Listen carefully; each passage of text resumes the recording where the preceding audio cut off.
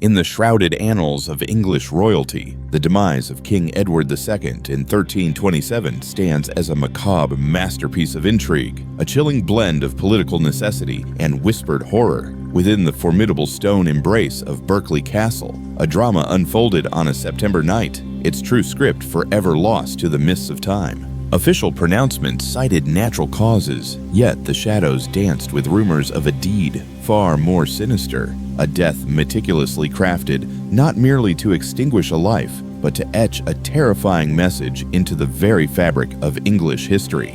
Edward Plantagenet, destined to inherit a throne of immense power, met his end as a captive in his own realm. Abandoned by fickle nobles, betrayed by a queen consumed by vengeance, and reviled by a populace weary of his failures. His reign, a tapestry woven with threads of military blunders and scandalous liaisons, culminated in a fall from grace so profound that even his final moments became a weapon in the hands of his implacable foes. Prepare to delve into a narrative that challenges the very foundations of medieval justice, exposes the raw nerve of royal authority, and plumbs the depths of human depravity in the relentless pursuit of eradicating a legacy. The methods allegedly employed to silence Edward were not born of chance. They were coldly calculated, laden with symbolic weight, and designed to mirror the perceived sins that had defined his reign. Distinguishing historical truth from the venomous tendrils of political propaganda demands navigating a labyrinth of whispers, biased chronicles, and deliberate misinformation,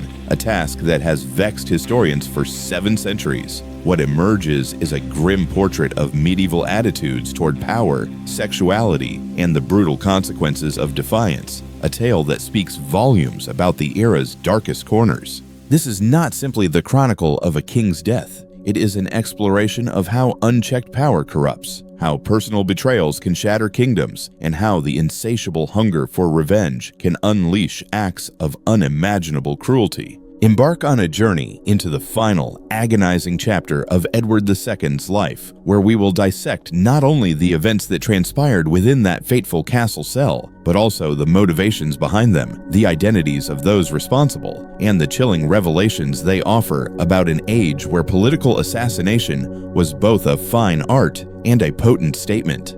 The truth surrounding Edward II's death is far more complex and infinitely more horrifying than the simplistic narrative of a deposed king meeting his fate. It is a story that forces us to confront uncomfortable questions about justice, the complexities of human sexuality, and the exorbitant price of absolute power questions that retain their disturbing relevance even in our modern world. To truly grasp the horror of Edward II's final hours, we must first understand the man himself and the unforgiving world that molded him.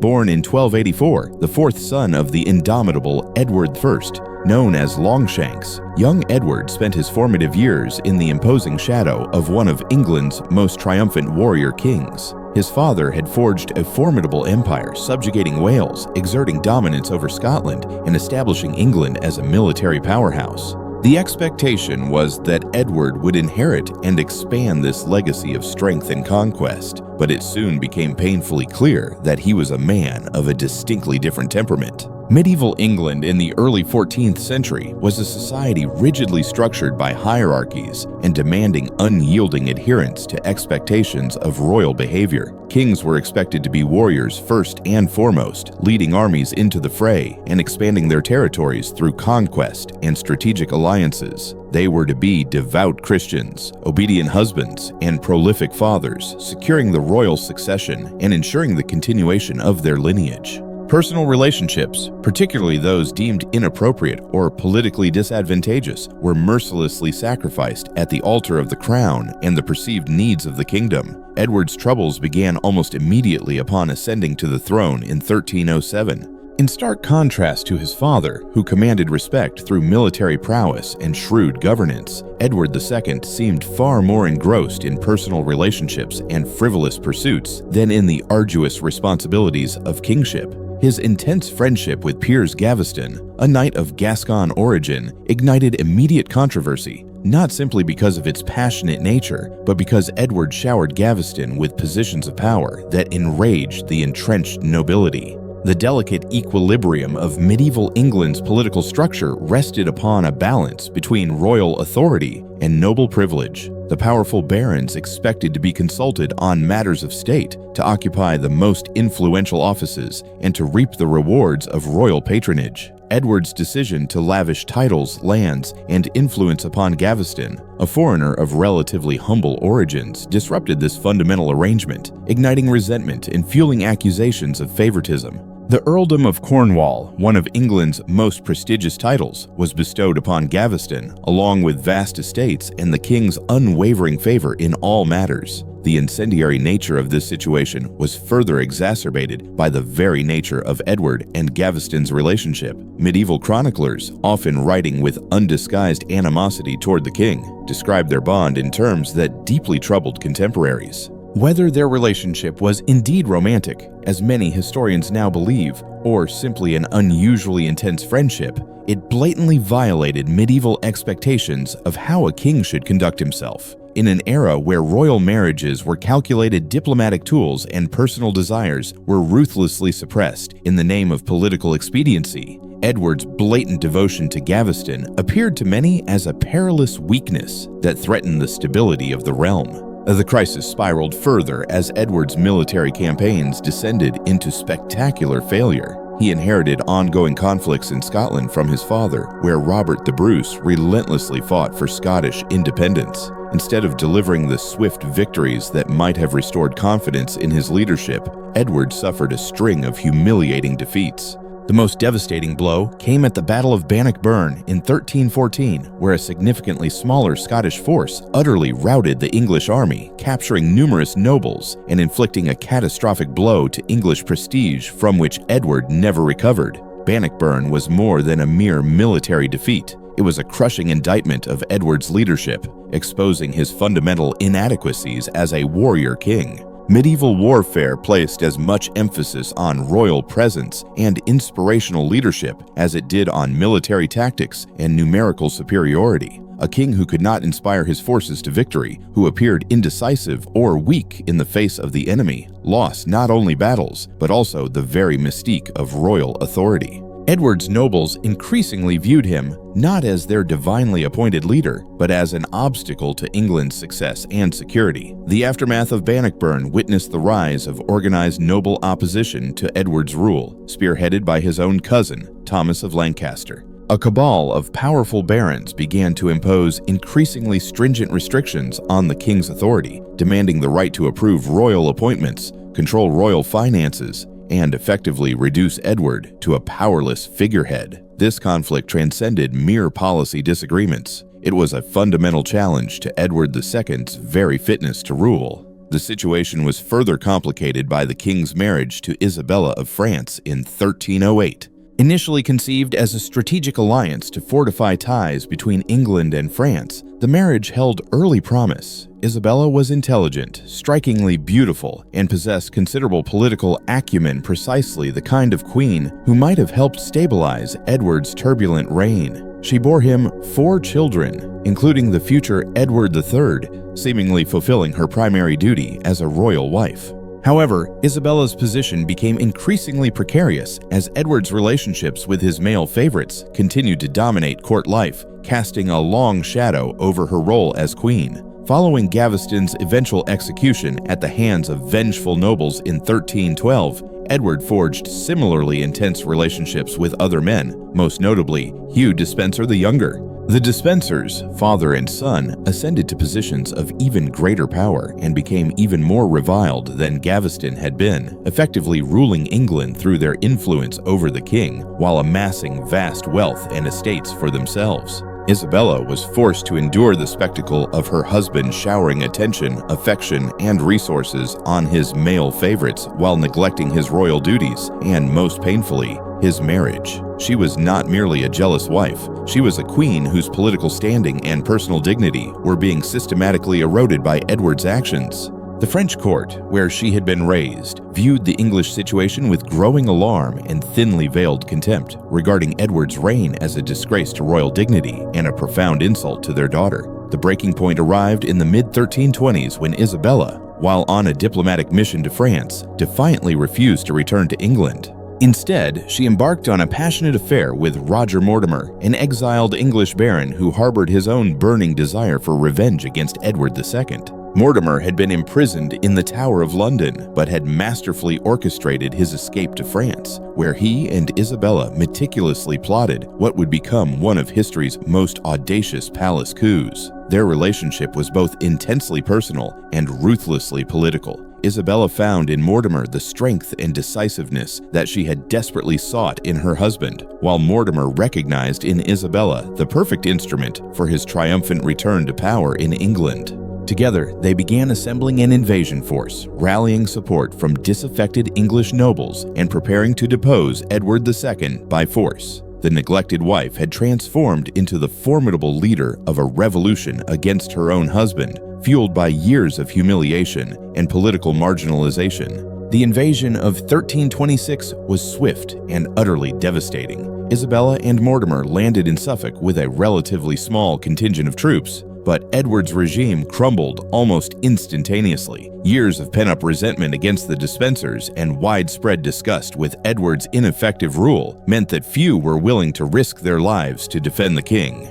Noble after noble declared their allegiance to Isabella, leaving Edward isolated and virtually without support. The Despensers were apprehended and subjected to executions of shocking brutality. Hugh Despenser the Younger was hanged, drawn, and quartered, but not before enduring additional tortures that reflected the incandescent rage his rule had ignited. Edward himself fled westward, desperately seeking refuge in Wales or Ireland, but he was captured near the Welsh border in November 1326. The man who had once reigned as one of Europe's most powerful monarchs was now a helpless prisoner, entirely at the mercy of those he had alienated through years of misrule and political blunders. His capture marked not only the end of his reign, but also the commencement of a carefully orchestrated campaign to obliterate him completely, not just as a king, but as a man. The deposition of Edward II shattered precedents in English history. Never before had a king been formally removed from the throne while still alive, and the process necessitated meticulous legal and political maneuvering to create even a semblance of legitimacy. Isabella and Mortimer, now wielding power in the name of Edward's young son, the future Edward III, were forced to tread a precarious path, striving to maintain the appearance of legality while simultaneously ensuring that Edward could never again pose a threat to their dominance. Parliament was summoned in January 1327, but it was far from a forum for free deliberation, with Mortimer's loyalists controlling London and Edward languishing in imprisonment. The assembled nobles and clergy were presented with a stark choice: formally depose Edward II or face the dire consequences of opposing the new regime. The charges leveled against Edward were devastating: incompetence, failure to defend the realm, allowing grasping favorites to rule in his place, and bringing dishonor upon the crown. While these accusations contained a substantial kernel of truth, the entire process was essentially a carefully staged show trial designed to provide legal justification for what was, at its core, a successful coup. The most innovative aspect of the deposition was its assertion that it represented the will of the entire kingdom. Isabella and Mortimer insisted that they were acting on behalf of all of England nobles, clergy, and commoners alike to remove an unfit king and replace him with someone capable of proper governance. This represented a radical shift in constitutional thought, one that would have profound and lasting implications for English governance, establishing precedents for parliamentary involvement in royal succession that would resurface in later centuries. Edward's formal abdication was secured through a combination of relentless legal pressure and thinly veiled threats. Representatives were dispatched to Kenilworth Castle, where he was being held captive, to inform him of Parliament's decision and demand his formal renunciation of the crown. Chroniclers record a pathetic scene, with the former king, now clad in simple black attire, weeping as he reluctantly agreed to surrender his throne to his son. Whether this abdication was genuinely voluntary or extracted under duress remains a subject of historical debate, but the reality was that Edward had been stripped of all options. The new government faced a daunting dilemma: what to do with the deposed king? Simply releasing him was an impossibility. He would invariably become a rallying point for opposition to the new regime, a constant threat to Isabella and Mortimer's grip on power. Keeping him in prison indefinitely was both politically risky and financially burdensome. Historical precedents existed in other kingdoms for dealing with troublesome former rulers, but none perfectly mirrored Edward's unique and volatile situation. The solution they ultimately embraced was both subtle and undeniably sinister. Edward was transferred from Kenilworth to Berkeley Castle in Gloucestershire, ostensibly for reasons of enhanced security and reduced cost. Berkeley was owned by Thomas de Berkeley, a baron whose family had suffered under Edward's rule and who could be implicitly trusted to ensure the former king's continued confinement. The selection of Berkeley was far from arbitrary. Its remote location made rescue attempts exceedingly difficult. Its formidable defenses deterred escape, and its owner harbored deep-seated personal resentment toward Edward II. The conditions of Edward's imprisonment at Berkeley were deliberately designed to inflict maximum psychological and physical distress. The comforts befitting his royal birth were stripped away, replaced by a cell designed to break his spirit and erode his health. The psychological manipulation was as crucial as the physical restraints. Edward was to be deprived not only of his crown and his freedom, but also of his very dignity and any vestige of hope. Every facet of his daily existence was meticulously calculated to remind him of his precipitous fall from grace and his utter dependence on the mercy of his captors. Contemporary accounts suggest that the conditions at Berkeley were deliberately designed to slowly kill Edward while simultaneously maintaining plausible deniability regarding the cause of his demise. The cell was allegedly situated above the castle's putrid sewers, constantly exposing him to disease and foul air. His diet was meager and irregular, his bedding inadequate, and his treatment deliberately designed to humiliate him. If he succumbed to illness or despair, his captors could readily claim that they had merely been holding him as instructed, with no intention of causing his death. However, this gradual approach to Edward's elimination apparently proved too slow for those in power. By the summer of 1327, mounting political pressures demanded a more permanent solution to the thorny problem of the deposed king. Rumors of potential rescue attempts were swirling, and foreign courts were beginning to voice uncomfortable inquiries about Edward's treatment. Isabella and Mortimer recognized that Edward needed to die, but they also desperately needed his death to appear natural, or, at the very least, not overtly murderous. The decision to transition from passive neglect to active measures against Edward's life marked a pivotal and chilling turning point in this dark chapter of English history. What followed at Berkeley Castle would become one of the most debated and horrifying episodes in the medieval chronicles, a tale so steeped in brutality and symbolism that many historians have questioned its very veracity. Yet the preponderance of evidence suggests that something truly terrible unfolded within that castle cell, something that transcended the mere elimination of a political rival and served as a terrifying warning about the consequences of defying medieval expectations of royal behavior. The summer of 1327 brought relentless pressure on Isabella and Mortimer to resolve the Edward II problem once and for all. Foreign courts, particularly those of France and the Holy Roman Empire, were increasingly vocal in their concern about the former king's well-being. Pope John XXII had expressed his own anxieties about Edward's treatment, and persistent rumors of plots to liberate him from Berkeley Castle circulated throughout Europe. Even more troubling were reports that some English nobles were experiencing pangs of conscience regarding the deposition, questioning whether they had overstepped their bounds in removing an anointed king from his throne. The political calculus was brutal, but inescapably clear. As long as Edward II lived, he would remain a potent threat to the new regime, a legitimate king in the eyes of many, regardless of his formal abdication.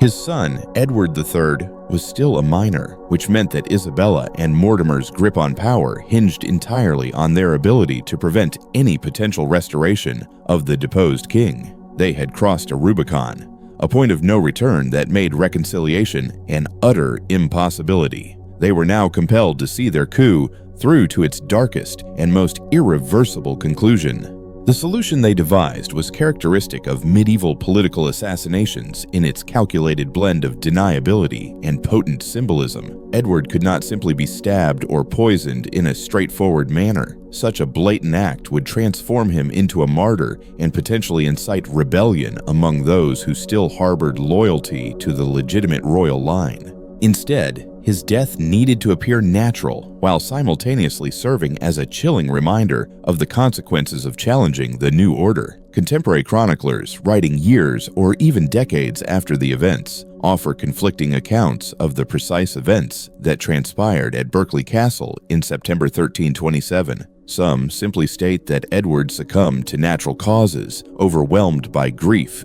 and the harsh conditions of his confinement. Others allude to more sinister circumstances without providing any concrete details. But the most detailed and disturbing accounts paint a picture of a death so horrifying and symbolically charged that it appears designed not only to extinguish Edward's life, but also to systematically destroy his reputation and terrorize his potential supporters. The most widely circulated version of Edward's death involves a method of execution that was both brutally effective and profoundly symbolic. According to these accounts, the former king was forcibly restrained by his guards, while a red-hot iron rod was thrust into his body through his rectum, searing his internal organs and inflicting an agonizing death that left no visible external marks of violence. This method would enable his killers to maintain the fiction that he had died of natural causes, while simultaneously ensuring that his demise was as excruciating and humiliating as humanly possible. The symbolic weight of this alleged method of execution cannot be overstated. In medieval thought, punishments were often meticulously designed to reflect the nature of the crime, and Edward's rumored homosexual relationships with his male favorites had scandalized his contemporaries. If the accounts are to be believed, his death was meticulously crafted as the ultimate expression of contempt for what his enemies perceived as his sexual transgressions and his abject failure to embody proper masculine royal authority.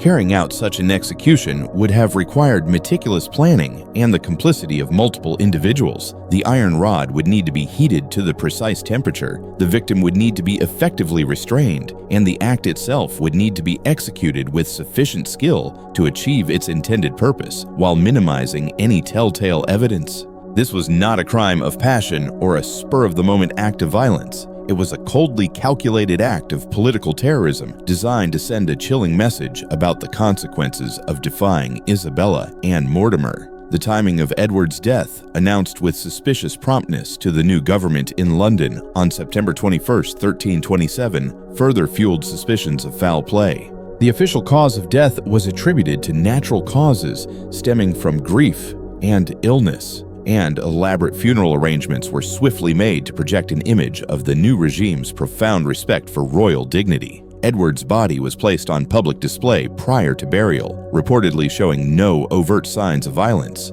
a detail consistent with the alleged method of his murder. The reaction to the news of Edward's death varied dramatically depending on individual political leanings. Isabella and Mortimer publicly expressed appropriate displays of grief while privately celebrating the elimination of their greatest threat. Supporters of the old regime whispered about murder but dared not speak out openly for fear of retribution.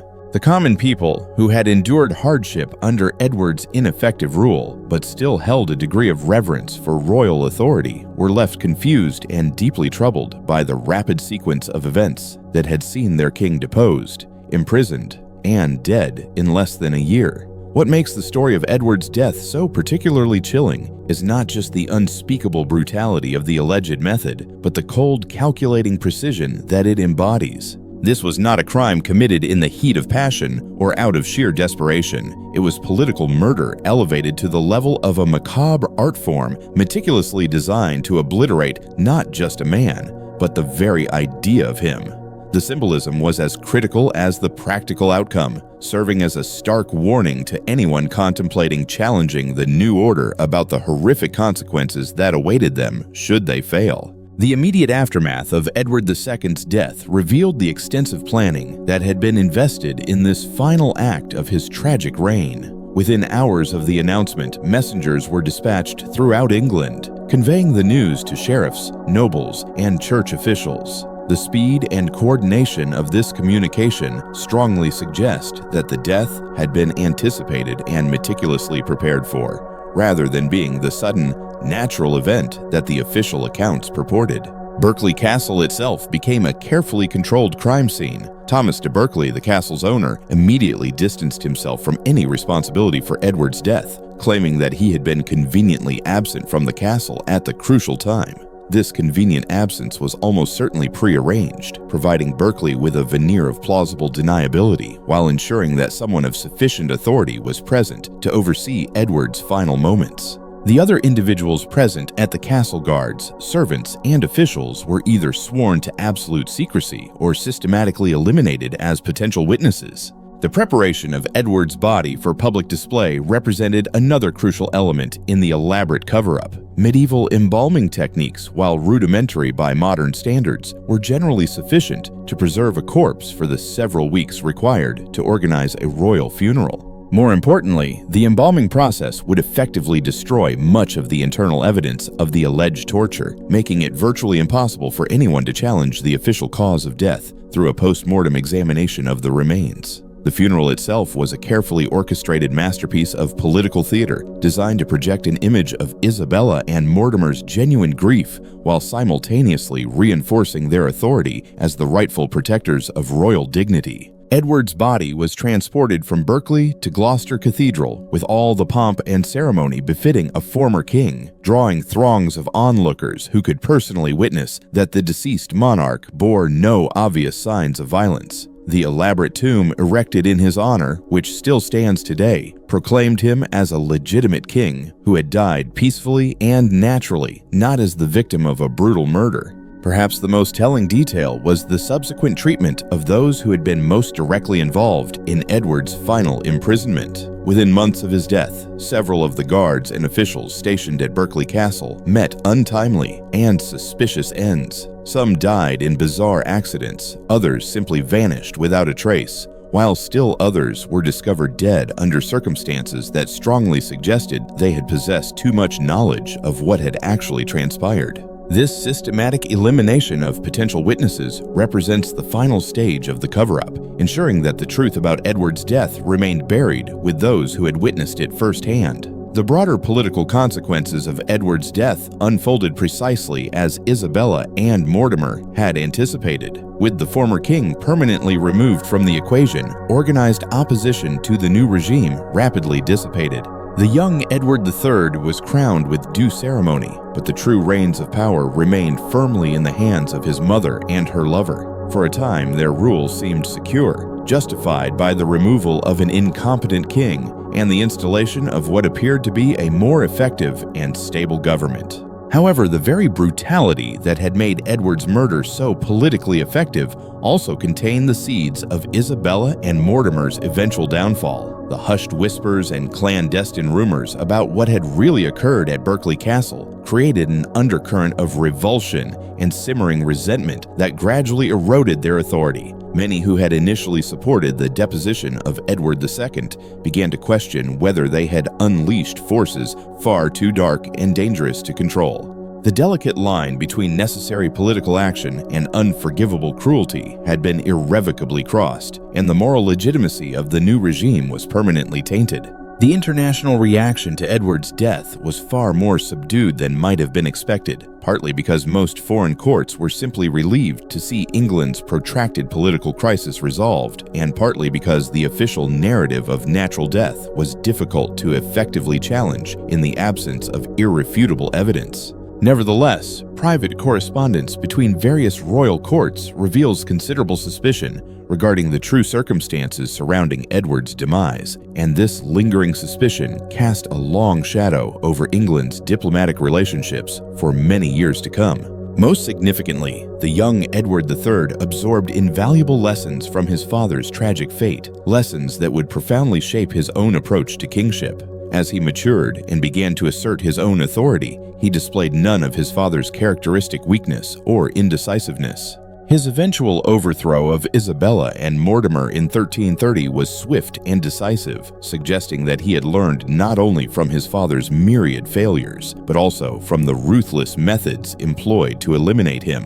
The very brutality that had consumed Edward II ultimately paved the way for its own retribution. The question of whether Edward II was truly murdered in the horrific manner described by some chroniclers has captivated and perplexed historians for centuries. The available evidence is often contradictory and heavily influenced by political motivations, making definitive conclusions all but impossible. What we can state with certainty is that powerful individuals desperately wanted Edward dead, that he died under highly suspicious circumstances while in their custody, and that the official explanations offered were designed to protect the perpetrators rather than to reveal the truth. Some modern historians contend that the entire narrative of Edward's brutal murder was a later invention, skillfully crafted to tarnish the reputations of Isabella and Mortimer after their own dramatic downfall. According to this theory, Edward may have simply died of natural causes or been killed in a more conventional manner, with the gruesome details embellished later by chroniclers eager to emphasize the inherent evil of the usurpers. The symbolic nature of the alleged execution method, so perfectly tailored to reflect medieval attitudes about Edward's purported sexual transgressions, does seem almost too contrived to be purely historical fact. However, other evidence lends credence to the darker interpretation of events. The systematic elimination of witnesses, the meticulous control of Edward's death scene, and the undeniable political advantages that his murder afforded Isabella and Mortimer all suggest that something far more sinister than natural death occurred within the confines of Berkeley Castle. The fact that similar execution methods were employed in other medieval political assassinations lends a degree of plausibility to the accounts, even if the precise details may have been embellished over time. Perhaps the most compelling argument in favor of the murder theory lies in the cold, hard logic of the political situation. Isabella and Mortimer had committed themselves to a course of action that made Edward's continued existence an untenable proposition. They had deposed an anointed king, seized power in the name of his minor son, and systematically eliminated Edward's loyal supporters through execution and banishment. In such a precarious situation, allowing Edward to live would have been not just politically imprudent, but suicidal. They had crossed a point of no return, and their own survival depended on Edward's permanent removal. The method allegedly used to kill Edward, if accurate, reveals a level of psychological sophistication that speaks volumes about the medieval understanding of power, shame, and symbolic justice. This was not merely murder, but a carefully orchestrated statement about the dire consequences of violating societal norms. Edward's rumored homosexual relationships had scandalized his contemporaries, and his death was specifically designed to reflect and punish those perceived transgressions in the most brutal and public manner possible. What makes this particular case so deeply unsettling is the way in which it seamlessly blends personal revenge with political necessity. Isabella's motivations were not solely political in nature. She had been personally humiliated by Edward's neglect and his overt preference for male companions over his wife and queen. The alleged method of his execution hints at a degree of personal vindictiveness that transcends mere political calculation, reflecting the incandescent rage of a woman who had been systematically degraded and ignored by the man who had vowed to honor and protect her. The legacy of Edward II's death extends far beyond the immediate political ramifications of 1327. The story, whether factual or steeped in legend, became an integral part of English folklore and political consciousness, serving as a cautionary tale about the perils of weak kingship and the consequences of defying established social norms. It established precedents for the deposition of kings that would resurface during later constitutional crises, most notably during the English Civil War and the subsequent execution of Charles I. The case also sheds light on the medieval relationship between sexuality, power, and political legitimacy in ways that remain unsettling and relevant even today. Edward's downfall was not simply a consequence of his failures as a military leader or an administrator. It stemmed from his perceived inability to embody proper masculine authority and his apparent preference for relationships that violated contemporary social expectations. His death, whether real or imagined, was designed to punish not only political incompetence but also perceived sexual transgression. For modern audiences, the story of Edward II's death raises difficult questions about the elusive nature of historical truth and the subtle ways in which political propaganda can shape our understanding of the past. The accounts of his brutal murder may be factual records of a horrific crime, or they may be later fabrications designed to justify the actions of his son, Edward III, and to tarnish the reputations of Isabella and Mortimer. The truth may forever remain lost within the labyrinthine corridors of medieval politics and propaganda. What remains undeniably clear is that Edward II's fate serves as a stark and chilling reminder of the exorbitant costs of political failure in an age where power was personal, absolute, and utterly unforgiving. Whether he died of natural causes, was murdered in a conventional manner, or suffered the gruesome end described by contemporary chroniclers, his death marked the culmination of one of the most tragic reigns in English history and ushered in a new chapter in the long and often turbulent struggle between royal authority and noble resistance. The shadow cast by Edward II's death stretched far beyond his own lifetime, exerting a profound influence on English politics and shaping royal behavior for generations to come.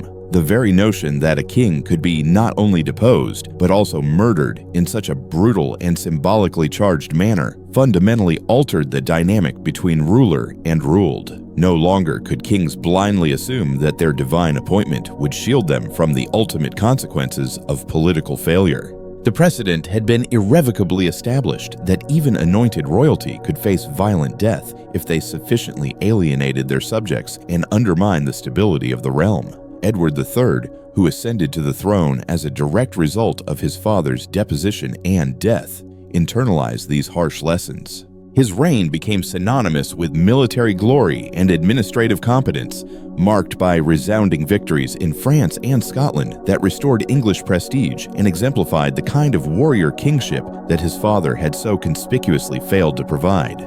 Whether consciously or subconsciously, Edward III's success represented a systematic repudiation of everything his father had stood for, proving that the Plantagenet dynasty could indeed produce effective and respected rulers when guided by the brutal realities of Edward II's spectacular failure. The political innovations that accompanied Edward II's deposition, particularly the active involvement of Parliament in removing a reigning king and the assertion that such actions reflected the will of the entire kingdom, established groundbreaking constitutional precedents that would resonate throughout English history. The concept that kingship was contingent upon effective governance rather than being an absolute divine right took firm root in English political consciousness and would eventually contribute to the development of constitutional monarchy centuries later. Isabella herself, despite her initial triumph in eliminating Edward II, ultimately paid a heavy price for her role in his death. When Edward III reached adulthood and asserted his own authority, one of his first acts was to arrest and execute Roger Mortimer while confining his mother to a comfortable but permanent exile from political life. The official charges against Mortimer included the murder of Edward II,